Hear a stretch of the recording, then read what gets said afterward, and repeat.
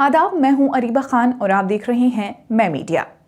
हाल ही में बिहार सरकार ने फसलों की सुरक्षा के लिए नीलगायों और जंगली सुअरों को मारने के लिए 13 पेशेवर निशानेबाजों को नियुक्त किया है।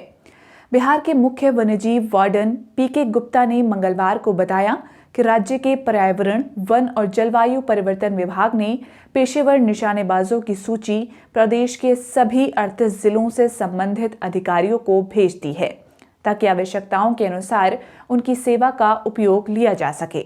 आपको बता दें कि बिहार के मुजफ्फरपुर, वैशाली, सीतामढ़ी, भोजपुर, शिवहर और पश्चिम चंपारण जिलों में दोनों पशुओं की संख्या सबसे ज्यादा है। नीलगाय बहुत बार गंभीर सड़क हादसों का कारण भी बन जाती है। साथ ही ये दोनों पशु झुंड में चलते हैं और एक दिन में कई एकड़ फसल को नष्ट कर देते हैं। नीलगाय और जंगली सुअरों से फसल की रक्षा करने के लिए किसान पूरी रात फसल की रखवाली करते हैं। किसानों की इस समस्या को देखते हुए सरकार ने फैसला लिया है कि दोनों पशुओं को निर्धारित प्रक्रियाओं के अनुसार मारा जा सकता है।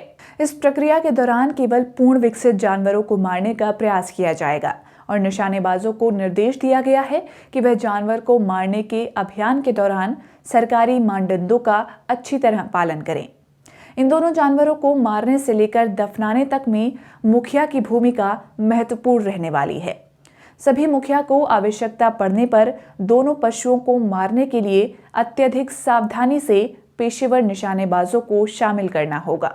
वन्यजीव संरक्षण अधिनियम 1972 के प्रावधानों के अनुसार संरक्षित क्षेत्र के बाहर पेशेवर निशानेबाजों की मदद से दोनों पशुओं की पहचान कर उन्हें मारने की अनुमति देने के लिए मुखिया को नोडल अथॉरिटी के रूप में नियुक्त किया गया है। मुखिया अपने क्षेत्र के किसानों से प्राप्त शिकायतों के आधार पर अधिकारियों से समन्वय कर भाड़े के शूटरों द्वारा नीलगायों और जंगली सुअरों को मारने की अनुमति दे सकता है।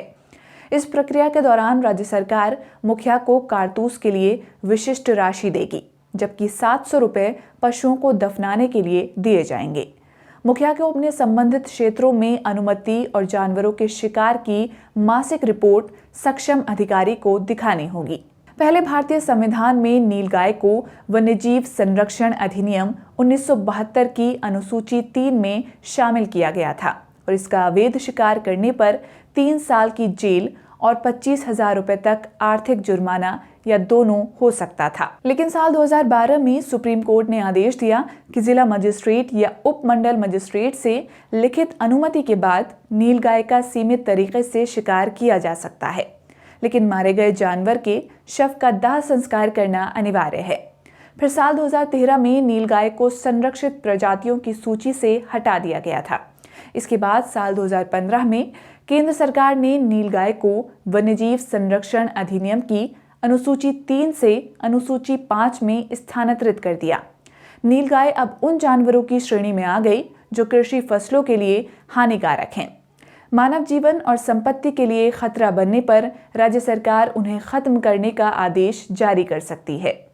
उसी वर्ष दिसंबर 2015 में केंद्र सरकार ने 1 वर्ष की अवधि के लिए नीलगायों को मारने की अनुमति दे दी थी। बिहार सरकार ने पहली बार 2007 में नीलगायों को मारने की अनुमति दी थी, क्योंकि उस समय राज्य के 38 में से लगभग 31 जिलों को इस जंगली जानवर के कारण भारी फसल नुकसान का सामना करना पड़ा था। सरकार ने वन्यजीव संरक्षण अधिनियम 1972 की धारा 11A के तहत कलेक्टरों और उपविभागीय मजिस्ट्रेटों को गोली मारने के आदेश जारी करने का अधिकार दिया था। इसके बाद जून 2016 में 3 दिनों के भीतर पटना जिले के मोकामा टाल में लगभग 250 नीलगायों को मार डाला गया था, जिस पर मीडिया और संसद में काफी सवाल भी उठाए गए थे।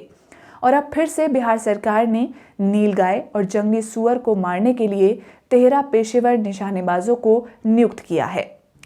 भारत के लगभग सभी राज्यों में हिरण, नीलगाय, जंगली सुअर आदि जंगली जानवरों द्वारा फसलों के नुकसान को व्यापक रूप में रिपोर्ट किया जाता है।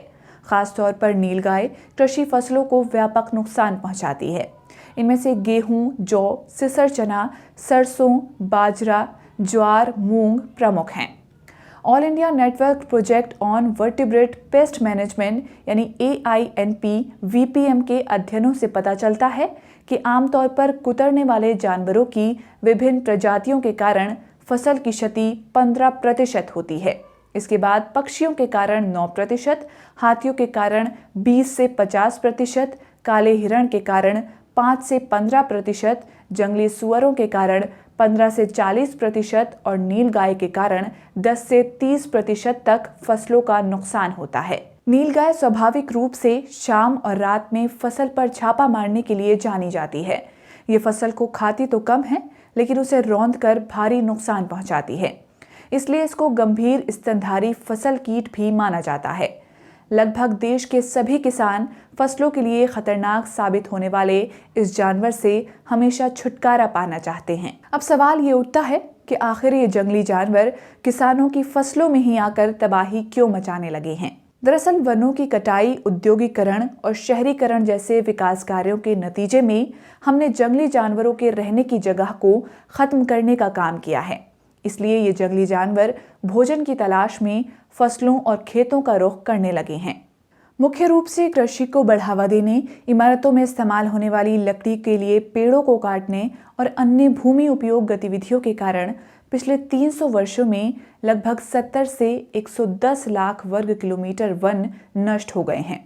इन जंगली जानवरों की तादाद बढ़ने के पीछे बाघों और तेंदुए जैसे शिकारियों की घटती आबादी भी एक महत्वपूर्ण कारण है। इस वीडियो में इतना ही। देखते रहिए मैं मीडिया।